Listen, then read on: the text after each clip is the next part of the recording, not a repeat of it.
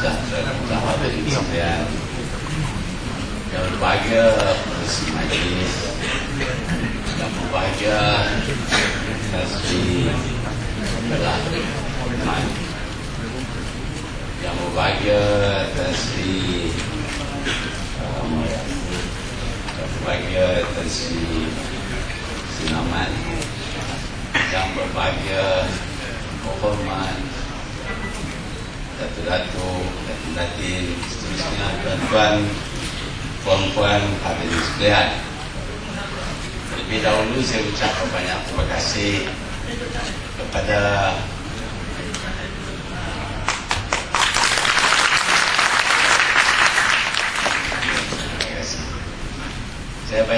terima kasih kepada badan yang baru ditubuh ini kerana sudi menggulur lehernya untuk mengadakan juga majlis yang telah dibatalkan oleh pihak Mubarak. Saya telah terima jemputan daripada Mubarak dah lama, dan semasa saya berada di Eropah, saya diberitahu bahawa Mubarak menarik balik jemputan ini kerana arahan. Saya dapati bahawa satu panggilan telefon telah sampai daripada Perth, Australia, supaya Mubarak ini tidak menganjurkan majlis ini. Tapi ini bukan saja Mubarak, 5 lagi majlis yang mana saya telah dijemput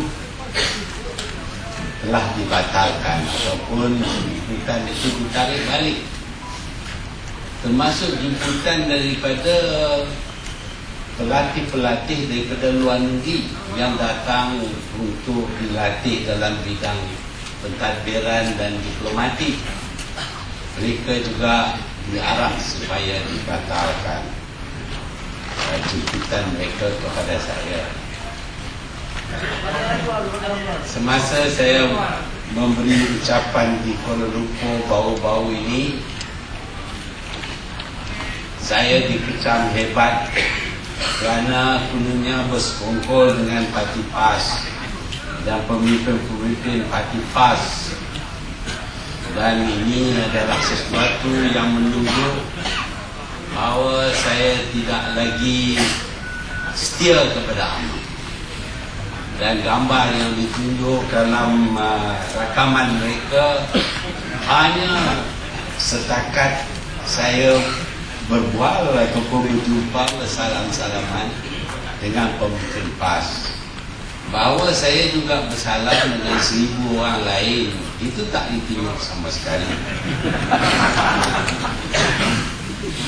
Kalau saya mengucap dalam majlis itu, sebabnya ialah kerana saya tidak dibenar bercakap dengan orang UMNO. Saya ahli UMNO, biasa pun jadi presiden UMNO lama juga.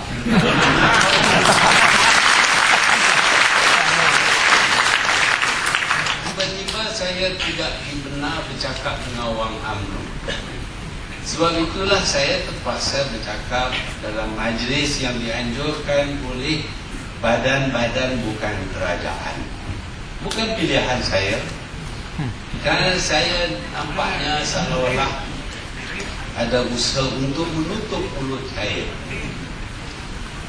tidak membenarkan saya membuat soalan pun. Bukan saja berucap, buat soalan pun tak boleh buat.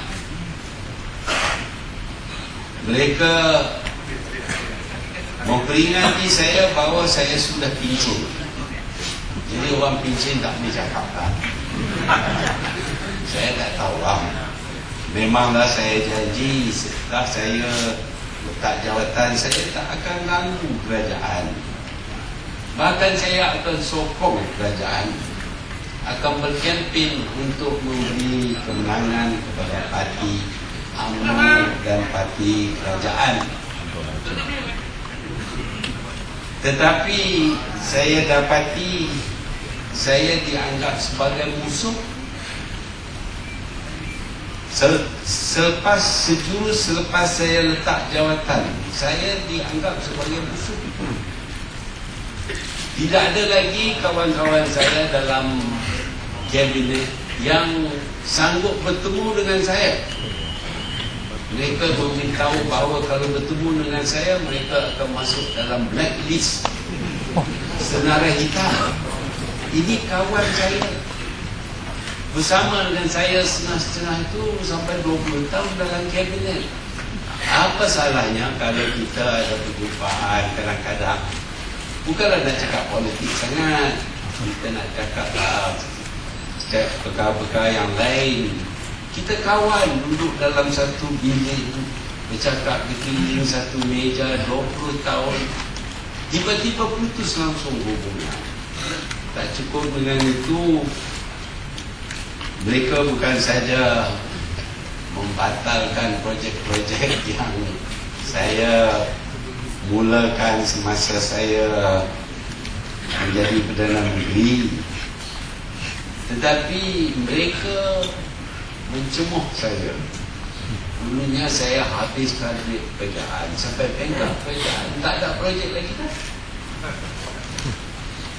Ini tak benar. Saya tahu kerajaan ada duit, kerana sebelum saya letak jawatan, saya tentukan 4 perkara. Yang pertamanya, saya tentukan keadaan dalam negara ini adalah stabil, tidak ada rusuhan kaum dan sebagainya.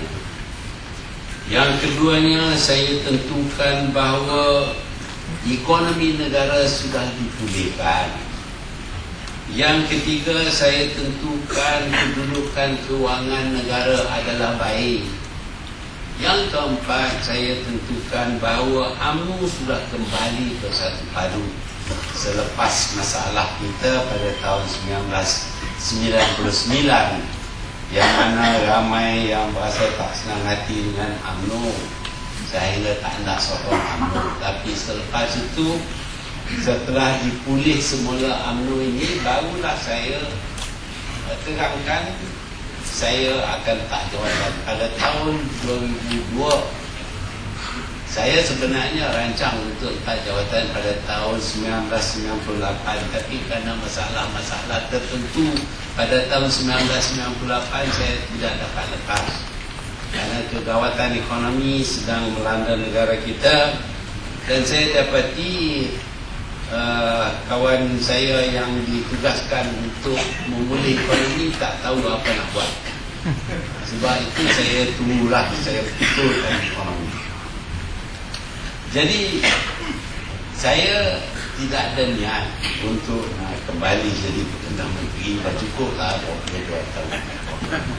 Orang benar perasaan nak terima.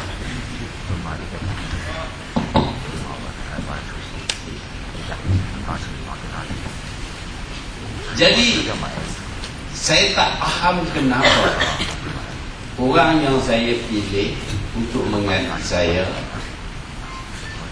membenar kecaman demi kecaman terhadap saya, kerana saya sudah habiskan wang negara. Saya tahan hati, saya tak kata apa selama 2 tahun, kerana saya janji tak akan ganggu kerajaan. Sebab itu saya tak kata apa. Tetapi apabila berlaku